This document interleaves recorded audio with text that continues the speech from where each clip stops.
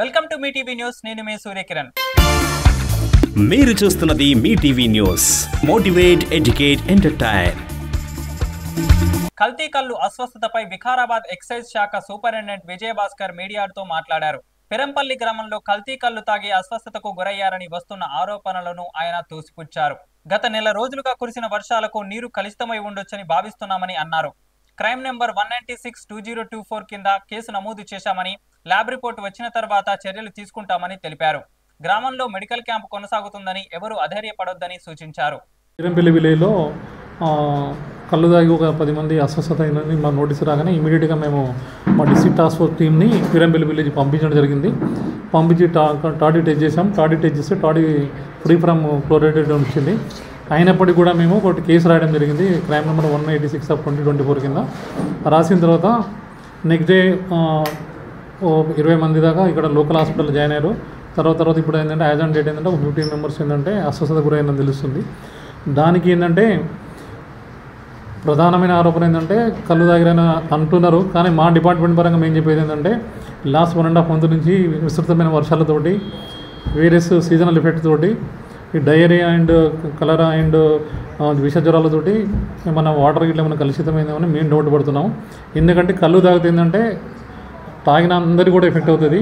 Particular కొంతమందికి అయింది అంటే అది కొంచెం నమ్మశక్యం లేదు. అయినప్పటికీ కూడా మేము ఏంటంటే మన 28th నాడు, 21st నాడు, 22nd నాడు కూడా వికారాబాద్ టౌన్తో పాటు దీని మొత్తం పరిసర ప్రాంతాల 118 టాడీ షాప్లని, పీరంపల్లి చుట్టుముట్టున్న ఊర్లో కూడా అన్నీ కూడా మేము టాడీ షాప్ చెక్ చేసాము. చెక్ చేసి అన్నిటి కూడా శాంపుల్ కూడా తీసి కేసు రాసేసేసి శాంపుల్స్ యాజ్ అండ్ డేట్ కోర్టులో సబ్మిట్ చేయడం జరిగింది. రేపు కానీ ఎల్లుండి కానీ శాంపుల్స్ ల్యాబ్ నారాయణగూడ ల్యాబ్కి వెళ్ళిపోతాయి. ఇన్ కేసు ల్యాబ్లో ఇట్లా ఏమైనా అడ్వర్స్ రిపోర్ట్ వస్తే యాజ్ పర్ చట్ట ప్రకారంగా బాధ్యులు మేము చర్య తీసుకుంటాము. మేమైతే ఏంటంటే నిజంగానే కళ్ళుతోటి ఇలాంటి సమస్య వచ్చిందంటే మాత్రం అది ఇమీడియట్ ఎఫెక్ట్ అవుతుంది. ఆల్రెడీ 4-5 days అయింది, ఇంకా పేషెంట్స్ వస్తున్నారు అంటే దీనికి ఇంకా అదర్ రీజన్ ఏమైనా ఉంటుందేమని మేము ఎక్స్పెక్ట్ చేస్తున్నాము. మా తరపున మాత్రం ఎలాంటి లోపం లేదు. మేమైతే బలంగా విశ్వసిస్తున్నాము. ఇది ఏంటంటే వాటర్ కంటామినేషన్ అయిందని అనుకుంటున్నాము. అందుకే ఈ విషయంలో ఏంటంటే గౌరవ కలెక్టర్ గారు కూడా పొద్దున అడిగాము, సార్ కొంచెం ఆ విలేజ్లో మన మెడికల్ హెల్త్ క్యాంపు నిన్న పెట్టారు ఆల్రెడీ. దాన్ని ఇంకొక 4 రోజులు కూడా ఏంటంటే విలేజ్ పర్సన్స్కి ఏంటంటే ధైర్యం చెప్పడానికి, ధైర్యం ఉండడానికి 24/7 ఆ క్యాంప్ని కొంచెం కంటిన్యూ చేయండి సార్ అని చెప్పడం జరిగింది.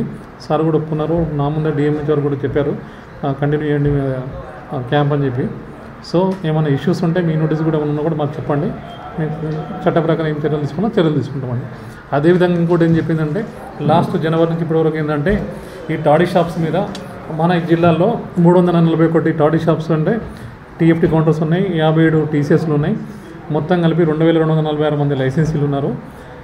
మేము ర్యాండమ్గా ఎవ్రీ మంత్ శాంపుల్ తీసుకుంటాం, మినిమం 20-30. ఇప్పటివరకు 124 శాంపుల్ ఇవ్వడం జరిగింది. ఒక 4 కేసులలో అడల్టేషన్ వస్తే వాటి మీద లైసెన్స్ కూడా రద్దు చేసి పర్సన్స్ రిమైండింగ్ పంపడం కూడా జరిగింది. కాబట్టి ఎక్కడ కూడా ఎక్సైజ్ శాఖ పరంగా ఎలాంటి లోపం లేదు అని మీ ద్వారా నేను పబ్లిక్ను నేను తెలియజేసుకుంటున్నాను. నాగార్జున ఎన్ కన్వెన్షన్ కూల్చివేసిన అధికారులు. ఉదయం 6 గంటల నుండి ప్రారంభమైన కూల్చివేతలు, అక్రమ కట్టడాలపై పంజా విసురుతున్న హైడ్రా మరింత స్పీడ్ పెంచింది. బడాబాబులను కూడా వదలడం లేదు. రంగారెడ్డి జిల్లా మాదాపూర్లోని హీరో నాగార్జున ఎన్ కన్వెన్షన్ ను కూల్చివేసిన అధికారులు. తుమ్మిడిహడ్డి చెరువును కబ్జా చేసి నిర్మించారని ఆరోపణలు.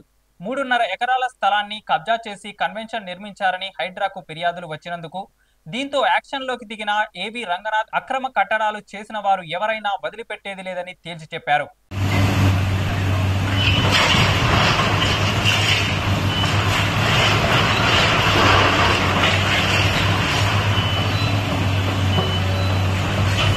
తెలంగాణ రాష్ట్రంలో సీఎం రేవంత్ రెడ్డి తీసుకుంటున్న నిర్ణయాలు పలువురు మెప్పు పొందుతున్నాయి. రాష్ట్ర అభివృద్ధియే లక్ష్యంగా ముందుకు సాగుతున్న సీఎం రేవంత్ రెడ్డి పేదల సంక్షేమంపై కూడా దృష్టి పెట్టారు. ఈ నేపథ్యంలోనే త్వరలోనే సామాన్యులకు మేలు కలిగే మరో ప్లాన్ రచించారు. నెలకు కేవలం 300 రూపాయలకే ఇంటర్నెట్, కేబుల్ టీవీ, ఈ ఎడ్యుకేషన్ సేవలను అందుబాటులోకి తెస్తామని ప్రకటించారు.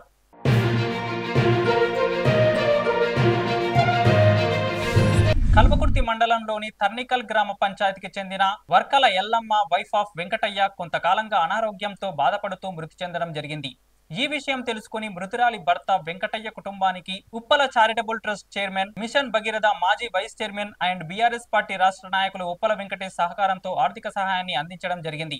భవిష్యత్తులో వారి కుటుంబానికి అన్ని రకాలుగా అండగా ఉంటామని ఉప్పల వెంకటేష్ తెలియజేయడం జరిగింది.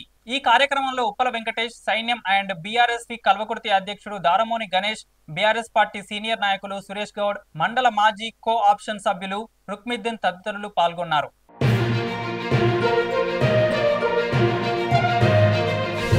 Thank you for watching. Don't forget to subscribe. మీరు చూస్తున్నది Mee TV news. Motivate, educate, entertain.